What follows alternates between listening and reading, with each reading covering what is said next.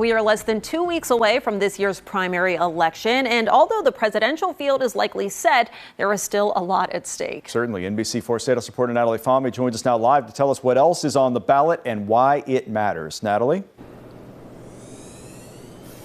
Jared, Jennifer, it's a busy election year with several local races, several contentious races here at the State House, plus a three-way Republican U.S. primary.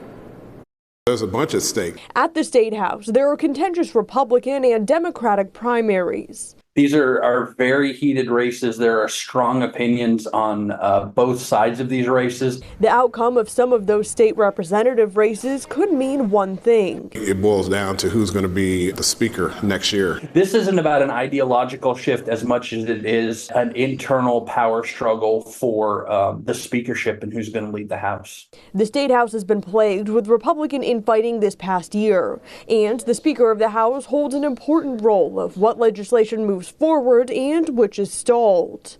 Republican strategist Matt Dole tells me some voters may be fatigued by the negativity. Negativity moves voters, make no mistake about that. But these races have dozens of mail pieces flying back and forth with essentially the same accusations. In some cases, whoever wins their primary has no general election challenger. So this month's race might tell you who your next state representative or senator is. As far as statewide races, 3 Republicans are battling for the party's nomination for U.S. Senate. Matt Dolan, Frank LaRose, and Bernie Moreno. Primary is important on the Republican side because this is going to be their best candidate that they're going to put up against our incumbent Sherrod Brown.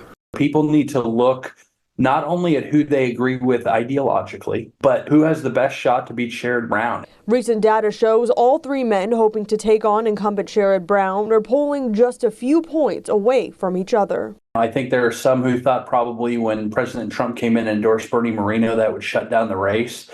But that has not happened. This race is anybody's race at this point. When you look at the margins, I mean, it's only a couple points in between each one of these candidates.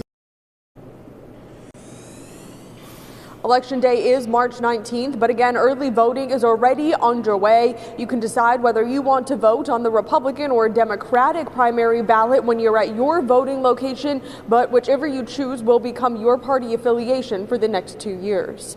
Local for you at the State House, I'm Natalie Fahmy, NBC4.